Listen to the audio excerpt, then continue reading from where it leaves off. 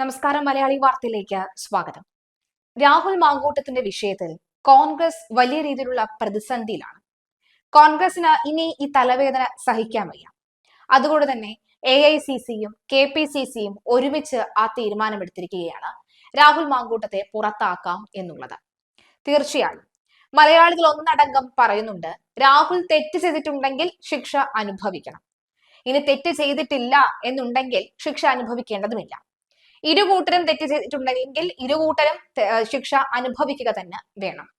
എന്തായാലും രാഹുൽ മാങ്കൂട്ടത്തെ പോലെ തന്നെ, അല്ലെങ്കിൽ രാഹുൽ മാങ്കൂട്ടം സമ്മർദ്ദം അനുഭവിച്ചപ്പോൾ രാഹുൽ മാങ്കൂട്ടത്തിന്റെ വീട്ടുകാർ ആ സമ്മർദ്ദം അനുഭവിച്ചതുപോലെ തന്നെയാണ് ഷാഫി പറമ്പിൽ എന്ന ഉറ്റ സുഹൃത്തും സമ്മർദ്ദം അനുഭവിച്ചത്. ആദ്യഘട്ടം മുതൽ തന്നെ രാഹുൽ മാങ്കൂട്ടത്തിന്റെ പ്രതികരണങ്ങൾ നമ്മൾ കേൾക്കുന്ന പോലെ തന്നെ വളരെ പ്രാധാന്യം കൊടുത്ത ഷാഫി പറമ്പിലിന്റെ പ്രതികരണവും നമ്മൾ കേട്ടിട്ടുണ്ട്. ആ പ്രതികരണങ്ങളിൽ നിന്ന് നമുക്ക് മനസ്സിലാക്കാൻ സാധിക്കുന്നത് ഷാഫി കൃത്യമായ ഒരു നിലപാട് സ്വീകരിച്ചിട്ടുണ്ട്. ഷാഫി ഇപ്പോൾ പറയുന്നതും അത് തന്നെയാണ്. ഒരു തരത്തിലും വ്യക്തിപരമായ ബന്ധങ്ങൾ പാർട്ടിയുടെ തീരുമാനത്തിന് ഒരു വിലങ്ങുതടിയേ അല്ല. എനിക്ക് അല്ലെങ്കിൽ ആ വ്യക്തിയോട് ഏറ്റവും അടുപ്പമുണ്ട് എന്ന് കരുതി കോൺഗ്രസിന്റെ തീരുമാനത്തിൽ ഏതെങ്കിലും തരത്തിൽ ഇൻഫ്ലുവൻസ്ഡ് ആയിട്ടുണ്ടോ, അല്ലെങ്കിൽ ഞാൻ ഇൻഫ്ലുവൻസ്ഡ് ആയിട്ടുണ്ടോ എന്നാണ് ചോദ്യം വരുന്നത്. ഞാൻ എന്ന വ്യക്തി കോൺഗ്രസിൽ ഉൾപ്പെടുന്നതാണ്. കോൺഗ്രസ് എന്ന് പറയുമ്പോൾ ഞങ്ങൾ എല്ലാവരും ഒരുമിച്ചാണ് ആ തീരുമാനം എടുത്തത്. തെറ്റ് ചെയ്തവർ പുറത്തു നിൽക്കേണ്ടത് തന്നെയാണ് എന്നാണ് ഷാഫി പറമ്പിൽ പറയുന്നത്. പിന്നീട് ഷാഫി പറമ്പിൽ മാധ്യമങ്ങളോട് തിരിച്ചു ചോദ്യവും ചോദിക്കുന്നുണ്ട്. നിങ്ങൾക്ക് ഞങ്ങളോട് മാത്രമല്ലേ ഉള്ളൂ ചോദ്യം? നിങ്ങൾ ഈ ചോദിക്കുന്ന ചോദ്യം നിങ്ങൾ മറ്റ് പിണറായി വിജയനോട് പോയി ചോദിക്കൂ, അല്ലെങ്കിൽ മറ്റ് പാർട്ടിക്കാരോട് പോയി ചോദിക്കൂ. കേരളം കണ്ട ഏറ്റവും വലിയ സ്വർണ്ണക്കൊള്ളയാണ് ശബരിമല സ്വർണ്ണക്കൊള്ള. അയ്യന്റെ മുതൽ അടിച്ചു മാറ്റിയവരോടൊന്നും നിങ്ങൾക്ക് ചോദ്യം പ്രത്യേകിച്ച് ഇല്ലേ എന്നാണ് ഷാഫി പറമ്പിൽ ചോദിച്ചത്. എന്തായാലും ഷാഫി രാഹുൽ മാങ്കൂട്ടവുമായി ബന്ധപ്പെട്ട് നടത്തിയ ആ ഒരു പ്രതികരണം നമുക്കൊന്ന് കേൾക്കാം.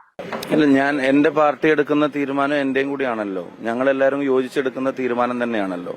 അപ്പൊ പാർട്ടിയിൽ പിന്നെ ഇപ്പോൾ എടുത്തുള്ള നടപടികളൊക്കെ KPCC പ്രസിഡന്റ് ബാക്കി എല്ലാവരുമായിട്ട് കൺസൾട്ട് ചെയ്തിട്ട് ഞാൻ കഴിഞ്ഞ ദിവസം പറഞ്ഞു, വ്യക്തിപരമായ അടുപ്പമോ അടുപ്പക്കുറവോ ഒന്നും പാർട്ടിയുടെ തീരുമാനങ്ങളെ ഇൻഫ്ലുവൻസ് ചെയ്യുന്ന കാര്യങ്ങളല്ല. അതുകൊണ്ട് തന്നെ അദ്ദേഹം പാർട്ടിയിൽ നിന്ന് മാറി നിന്നതും പാർട്ടി എടുത്ത തീരുമാനം. ആ പാർട്ടിയിൽ തന്നെ ഞാൻ ഇപ്പോഴും പ്രവർത്തിക്കുന്നത്. ഞാനും കൂടി ഉൾക്കൊള്ളുന്ന പാർട്ടിയാണല്ലോ അത്ര ഒരു തീരുമാനം എടുത്തത്. പിന്നെ അത് വ്യക്തിപരമായി എപ്പോഴും നിങ്ങളത് ഐസൊലേറ്റ് ചെയ്തിട്ട് പാർട്ടി എന്നെ പറയാൻ അനുവദിക്കുന്നുണ്ടോ അതോ അല്ലെങ്കിൽ താങ്കൾ സംസാരിച്ചുകൊണ്ടിരിക്കുക? അതാണ് അതിനെല്ലാം കൃത്യമായ മറുപടി പറഞ്ഞു. എന്റെ അടുപ്പവും അടുപ്പക്കുറവും പാർട്ടിയുടെ തീരുമാനങ്ങൾ ഇൻഫ്ലുവൻസ് ചെയ്തിട്ടില്ല. യൂത്ത് കോൺഗ്രസ് സംസ്ഥാന പ്രസിഡന്റ് പദവിയിൽ നിന്ന് ഞാനതാക്കാൻ വേണ്ടി കുറെ അധ്വാനിച്ചിട്ടുള്ള ആൾ തന്നെയാണ്. ആ പദവിയിൽ നിന്ന് മാറി നിൽക്കാൻ അയാളും പാർട്ടിയും തീരുമാനിച്ചു. പാർട്ടിയിൽ നിന്ന് പുറത്താക്കാൻ പാർട്ടി തീരുമാനിച്ചു. പാർലമെന്ററി പാർട്ടി പുറത്താക്കാൻ തീരുമാനിച്ചു. അപ്പൊ ഞാൻ എന്റെ വ്യക്തിപരമായ അടുപ്പക്കുറവ് പാർട്ടിയുടെ ഏതെങ്കിലും തീരുമാനങ്ങൾ ഇൻഫ്ലുവൻസ് ചെയ്തിട്ടുണ്ടോ?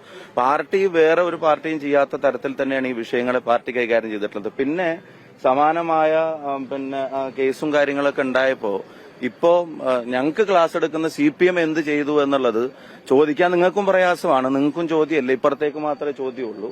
അവരൊക്കെ എത്ര പേര് പാർട്ടിയിൽ നിന്ന് പുറത്തുപോയി, അവരൊക്കെ എത്ര പേര് പാർട്ടി നടപടി നേരിടേണ്ടി വന്നു എന്നുള്ളത് നിങ്ങൾ ആലോചിക്കുക.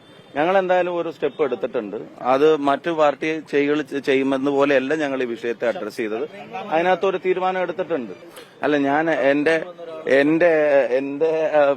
എത്തരത്തിലുള്ള ധാരണയാണ് നിങ്ങൾ ഉദ്ദേശിച്ചതെന്ന് എനിക്ക് മനസ്സിലാവുന്നില്ല. ഞാനൊരു കാര്യം പറയാം. ഞാൻ പറഞ്ഞല്ലോ, എന്റെ ധാരണകൾ, എന്റെ അടുപ്പം, അതൊന്നും ഇന്ത്യൻ നാഷണൽ കോൺഗ്രസ് കേരളത്തിലെ ഘടകം കേരള പ്രദേശ് കോൺഗ്രസ് കമ്മിറ്റി എടുക്കേണ്ട തീരുമാനങ്ങളെ ഒരു തരത്തിലും ഇൻഫ്ലുവൻസ് ചെയ്തിട്ടില്ല എന്നുള്ളത് ഇപ്പോ അദ്ദേഹം നേരിടേണ്ടി വന്ന നടപടികൾ പരിശോധിച്ചാൽ തന്നെ നിങ്ങൾക്ക് മനസ്സിലാക്കാവുന്നതാണ്. മറ്റൊരു പാർട്ടി, ഞാൻ വേറൊരു കാര്യം തിരിച്ച് നിങ്ങളോട് ചോദിക്കട്ടെ. ഈ നാട്ടിലെ കേരളം ഇതുവരെ കണ്ടതിൽ വെച്ച് ഏറ്റവും ഞെട്ടിപ്പിക്കുന്ന അഴിമതികളിൽ ഒന്നാണ് ശബരിമലയിൽ നടന്ന അഴിമതി. സ്വാമി അയ്യന്റെ സ്വർണം കവരാൻ ഒരു സർക്കാർ സംവിധാനം മുഴുവൻ കൂട്ടുനിന്നിട്ട് പാർട്ടിയുടെ ഇപ്പോഴും ജില്ലാ സെക്രട്ടേറിയറ്റ് അംഗമായി തുടരുന്ന ഒരാൾ അവർ ഭരിക്കുന്ന സമയത്ത് കോടതിയുടെ ഇടപെടലുള്ളത് കൊണ്ട് അവിടെ ജയിലിൽ അടക്കപ്പെട്ടിട്ട് ഒരു നടപടി അയാൾക്കെതിരെ എടുക്കുമെന്ന് ചോദിച്ചപ്പോ പാർട്ടി സെക്രട്ടറി പറഞ്ഞത് ഞങ്ങളൊക്കെ ഇതുപോലെ ജയിലിൽ കിടന്നിട്ടാണ് ഉത്തമ കമ്മ്യൂണിസ്റ്റ് ആയത് എന്നുള്ളതാണ്. ഞാൻ പറയുന്നത്, കേരളത്തിന്റെ ജനങ്ങൾക്ക് ഒരിക്കലും അംഗീകരിക്കാൻ കഴിയാത്ത ഒരു വലിയ തീവട്ടിക്കൊള്ള, അയ്യന്റെ സ്വർണം കവരാൻ ദേവസ്വം ബോർഡ് തന്നെ, ആ സ്വർണം കാക്കാൻ ഉത്തരവാദിത്തമുള്ള ദേവസ്വം ബോർഡ് അത് കക്കാൻ നേതൃത്വം നൽകിയിട്ട് അതിന് നേതൃത്വം നൽകിയ ആളെ എത്ര ജാഗ്രതയോടെയാണ് CPM ആ വിഷയത്തെ അഡ്രസ് ചെയ്യുന്നത്? കാരണം അയാൾ എന്തെങ്കിലും ഫർദർ പറയുമോ എന്നുള്ള ഭയം. ഞങ്ങൾക്ക് നടപടിയെടുക്കുന്ന കാര്യത്തിൽ അങ്ങനെ റിസർവേഷൻസ് ഉണ്ടായിട്ടില്ലല്ലോ.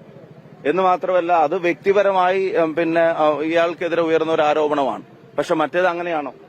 മറ്റേത് അതീവ ഗുരുതരമായ ഒരു സർക്കാർ സംവിധാനം മുഴുവൻ നിന്ന് കൊള്ള നടത്തിയതാ. ഒരു നടപടിയും CPM എടുക്കുന്നില്ലല്ലോ. ഒരു കാരണം കാണിക്കാൻ പോലും CPM ആവശ്യപ്പെടുന്നില്ലല്ലോ. അപ്പൊ ഈ സമാനമായ കാര്യങ്ങളിൽ CPMന്റെ നിലപാട് എന്തായിരുന്നു? ഈ ജില്ലയിൽ ഉൾപ്പെടെയുള്ള കാര്യങ്ങളിലൊക്കെ CPMന്റെ നിലപാട് എന്തായിരുന്നു? കൃത്യമായിട്ട് പറയുന്നു, ഇതുവരെ പാർട്ടി ചെയ്യേണ്ട കാര്യങ്ങൾ ചെയ്തിട്ടുണ്ട്. ഇനി എന്തെങ്കിലും ചെയ്യണമെന്ന് പാർട്ടിക്ക് ബോധ്യം വരികയാണെങ്കിൽ അതും പാർട്ടി ചെയ്യും. നിയമപരമായി നടക്കുന്ന എക്സസൈസിലേക്ക് പാർട്ടി വേറൊരു ഇടപെടലും നടത്തിയിട്ടില്ല. താങ്കൾ പറഞ്ഞ രണ്ടാമത്തെ പരാതിയുടെ കാര്യത്തിൽ പോലും KPC എടുത്ത നിലപാട് എന്താ? പാർട്ടി ഒരു കമ്മിറ്റിയെ വെച്ചിട്ട് അതിന്റെ തീവ്രത അന്വേഷിക്കുന്നല്ലോ ചെയ്തത്. നേരെ DGPക്കാണ് അത് കൈമാറിയത്. അങ്ങനെയൊക്കെ കോൺഗ്രസ് പാർട്ടിയെ ചെയ്തിട്ടുള്ളൂ. മറിച്ച് അപ്പുറത്ത് ചോദ്യം ചോദിക്കേണ്ടത് നിങ്ങൾക്ക് അപ്പുറത്ത് ചോദ്യം ചോദിക്കാൻ അവസരമുണ്ട്. നിങ്ങൾ കേരളത്തിന്റെ മുഖ്യമന്ത്രിയോട് അവസാനമായി ചോദ്യം ചോദിച്ചതെന്ന് നിങ്ങൾക്ക് എന്തെങ്കിലും അവസരമുണ്ടോ? എന്തായാലും സമയം 11 മണിയോട് അടുക്കുകയാണ്. ഈ ഘട്ടത്തിൽ ഇവിടെ തിരുവനന്തപുരത്ത് CJM കോടതിയിൽ രാഹുൽ മാങ്കൂട്ടത്തിന്റെ ജാമ്യാപേക്ഷ പരിഗണിക്കും. ഈ രാഹുൽ മാങ്കൂട്ടത്തിന്റെ ജാമ്യാപേക്ഷ പരിഗണിക്കുന്നത് അടച്ചിട്ട മുറിയിലായിരിക്കും. ആദ്യം അങ്ങനെ ഒരു തീരുമാനം വേണമോ വേണ്ടയോ എന്നായിരിക്കും കോടതി വാദിക്കുക. ഇങ്ങ് എറണാകുളത്ത് ഹൈക്കോടതിയിലേക്ക് വരികയാണെങ്കിൽ ശബരിമല സ്വർണ്ണക്കൊള്ളയുമായി ബന്ധപ്പെട്ടുള്ള വാദം നടക്കുകയാണ്. ഈ വാദത്തിൽ അഭിഭാഷകരെ അടക്കം പുറത്തു നിർത്തിക്കൊണ്ട് എവിടം വരെയായി കേസിന്റെ അന്വേഷണം എന്ന് ഇൻഡോർ പ്രൊസീജിയർ വഴി ഹൈക്കോടതി തേടുകയാണ്. അതുപോലെ തിരുവനന്തപുരത്തും CJM കോടതിയിൽ രാഹുൽ മാങ്കൂട്ടത്തിന് ജാമ്യാപേക്ഷ കോടതി മുറിക്കകത്ത് നടക്കാനാണ് സാധ്യത എന്നാണ് വ്യക്തമാകുന്നത്.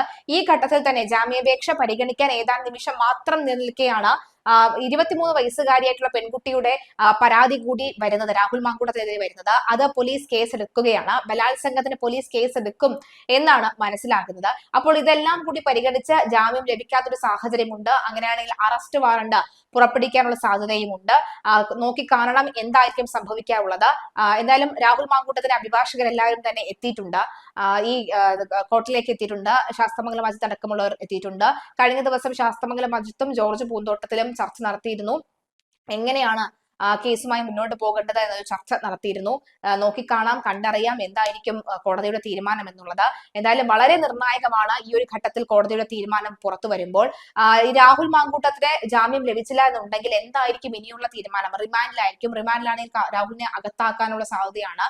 ജാമ്യമില്ല വകുപ്പ് അടക്കമുള്ളവ ഉണ്ട്. മാത്രമല്ല രാഹുൽ കഴിഞ്ഞ 2 തവണയായിട്ട് സീൽഡ് കവറിൽ നൽകിയ തെളിവ് അത് രാഹുലിന്റെ മുന്നിൽ നിർത്തി, രാഹുലിന്റെ അഭിഭാഷകന്റെ മുന്നിൽ നിർത്തി കോടതി അത് തുറക്കും. അങ്ങനെയെങ്കിൽ ഈ അതിജീവതയുടെ വിവരങ്ങൾ പുറത്തു വരുന്ന തരത്തിലായതുകൊണ്ട് തന്നെ ഒരുപക്ഷെ അടച്ചിട്ട മുറിയിൽ തന്നെ ആയിരിക്കണം ചർച്ച നടക്കുക. എന്തായാലും ആ ബോംബ് പൊട്ടുകയാണെങ്കിൽ ആർക്കായിരിക്കും ഇതെതിരെ വരുന്നത് എന്ന് കണ്ടറിയണം. എന്തായാലും നിലവിലെ സാഹചര്യത്തിൽ വലിയ രീതിയിലുള്ള ചർച്ചകളൊക്കെയാണ് സമൂഹത്തിൽ നടന്നു വരുന്നത്.